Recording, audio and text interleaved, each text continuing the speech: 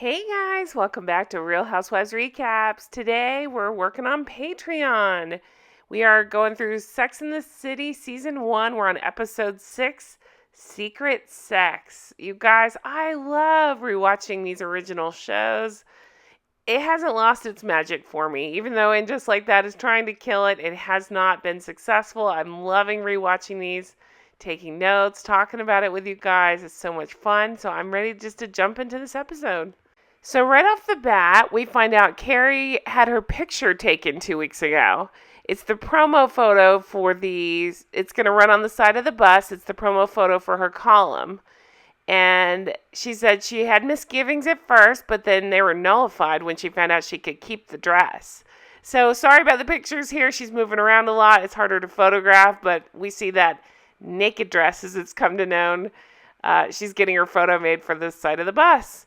So Friday night, all the girls are over at Carrie's place. They're excited to help her prep for her first official date with Big. Miranda calls her tits on toast, which I kind of love. And again, Charlotte coins it the naked dress. So she says, you need to make him wait 5 dates to sleep with him.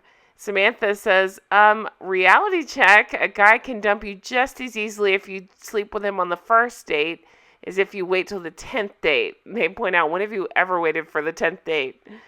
So Carrie's excited. She says, nope, sorry, ladies. I'm just going to go to dinner, and that's it, and good night. She says to us, the viewer, that she's dying to sleep with him, but isn't delayed gratification the definition of maturity? Yeah, we'll see how that goes. So she goes to meet with Big, and I gotta say, Chris Noth plays this, excellent. He is checking her out. There's definitely chemistry there. They definitely are into each other. You can feel it. And he says, interesting dress, meaning interesting dress.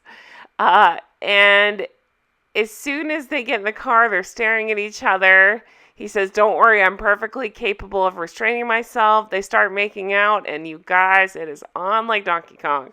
So we see them on the floor of his place, and she says, I will not be the first one to speak. If he never calls again, I will think of him fondly as the asshole.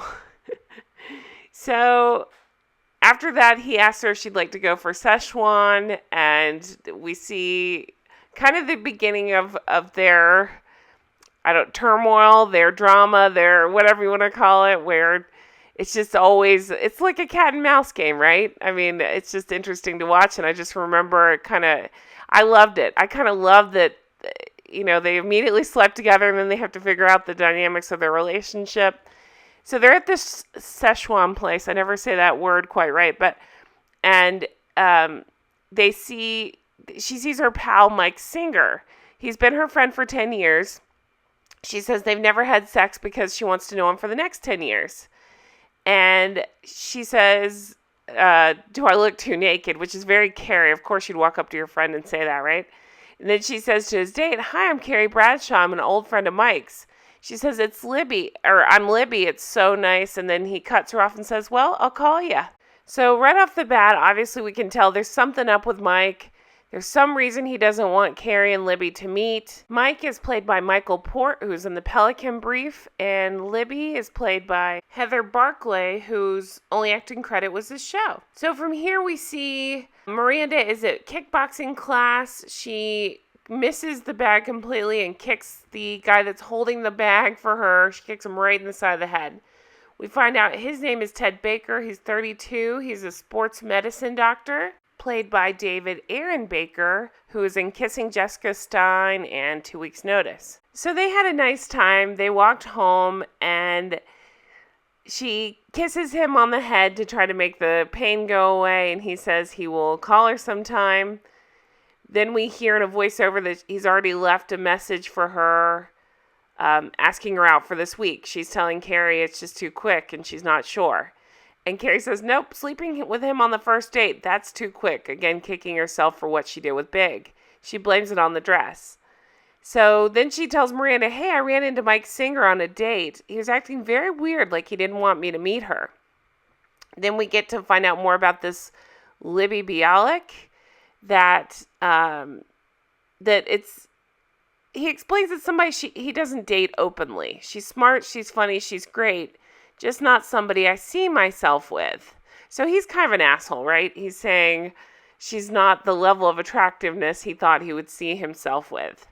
But he explains he had been through a bad breakup and wandered into the shop, and she was serving cheese, and they kind of got to know each other there, and then they show them sleeping together, and he says, so it's just so mean. He says, she's not beautiful, and we don't have a lot in common. I'd say, you're not that great looking either, mister. Sheesh.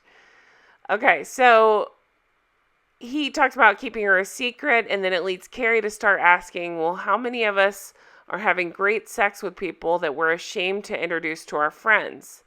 Samantha contemplates this and starts naming off people she's slept with, and Carrie knew about all of them. She says, that just shows you that I don't keep secrets. So they hang up Carrie's picture. It's the picture for her column in the naked dress, the one that's going to be on the side of the bus. Samantha says we could go have a party, watch a bus go by, and Carrie then reveals that she has not heard from Big. So they slept together, and he hasn't called her. So she's all freaked out and in her own head, which pretty much sums up Carrie the entire series.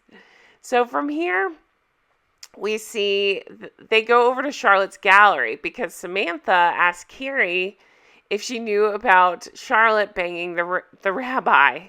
And Carrie was completely stunned. We find out his name was Shmuel, and he had his own, he was a painter. And so she had gone to check out his work. She was fascinated by him. He was smoking. It says she became intoxicated by his strangeness and the smell of his wool. And then they said Daddy's little Episcopalian princess was in the arms of God's chosen. So she said, Charlotte's nervous. She says, Carrie, you cannot put this in your column. So I'm sure Carrie will do that anyway. Shmuel is played by Glenn Fleshler. He was in Billions, and he was in The Joker. So Carrie's working on her article about secret sex when her phone rings. And it's Big's voice. And he says, do you miss me yet? And she says, who's this? Have you been? And he says, at the risk of sounding trite, I haven't been able to stop thinking about you. She says, I adore trite. So he suggests they go on a traditional first date, and she says she's relieved she's missed the first date sex curse. So we see them on the date. They're talking about her bus. When they're walking along, they run into somebody, and it's kind of one of those, oh, hey, how you doing, man? You know, that kind of thing. Hey, it's good to see ya. Of course, Carrie obsesses about this because he didn't introduce Carrie, and she thinks she's now the invisible woman. Also, Big takes her right back to that same place. It's Feng Hua, and it's that Szechuan place. And he says, she says, it smells like the cheap date that you don't want anybody to meet. So she's looking around. She ends up calling her friend back and say, hey, why do you take Libby to that same place every time? Is it the kind of place men take women that they don't want to be seen with in public? And then he realizes where she's going with that, and it's like, oh, sorry, Carrie. So it adds to her feeling that Big just doesn't want to show her off in public. Meanwhile, Ted has to catch a flight. So you guys, Miranda's the asshole here. She's seeing this guy. Everything's going great. They seem happy together. They're having great sex. And so what does Miranda do? She starts going through his stuff. She finds this video of spankings, and she takes it over to Carrie, and they watch it together. She says she doesn't know if she has to break up with him. I just thought you shouldn't go through people's things. You can't judge them without talking to them about it. You know, I just don't see what the big deal is. It just, Miranda. Okay, so the group gets together. They're trying to have a toast and watch the bus. Finally, the bus comes by, and there's a phallic drawing on Carrie's face. So, of course, she screams and hides her face, and Samantha's the greatest. She's trying to comfort Carrie like nobody looks at the bus unless you're about to get hit by one. So then we go back to Miranda and Ted. They talk about it's the most amazing meal they've ever had. They missed each other today. They really seem to like each other. He says, I've been waiting for a good kick in the head. And she said, I thought you needed a good spanking. So she basically lets him know she went through his shit, right? He gets very nervous. He walks off. And we find out she never hears from him again. Later that night, Carrie is completely drunk. She goes to talk to Mr. Big, and she she says basically like, why are you ashamed of me? Why are you not, you're not introducing me to your friends. You have me in this niche. You're taking me to the same restaurant over and over. And she's already drunk. She's drinking more. He kind of explains himself. Listen, I didn't know that guy's name. I took you to the best Chinese place in the city. And that's all. I had courtside seats to the Knicks, whatever it was. And that's why you didn't hear from me. So she's doing that thing again where she builds it up in her head. And then, we find out the truth is it's all good. You just got to chill a little bit, right? So anyway, so they're good. They start kissing, and that's how the episode ends. She says, maybe me and you, this thing is for real. He kisses her, he picks her up, and brings her to his bedroom. So that's it for the episode. I love this one. I thought it was so much fun. Definitely, I remember it. It's just, again, Carrie kind of building up her own neurotic personality. It's the ongoing cat and mouse between her and Big. It's just all of it that I love so much about the original series. So much fun to watch. So much fun to talk about with you guys. I love it. I hope you're enjoying these as well. And I really hope you have a fantastic day. And I thank you so much for all your support. You guys are the greatest. And I will talk to you again soon. Bye-bye.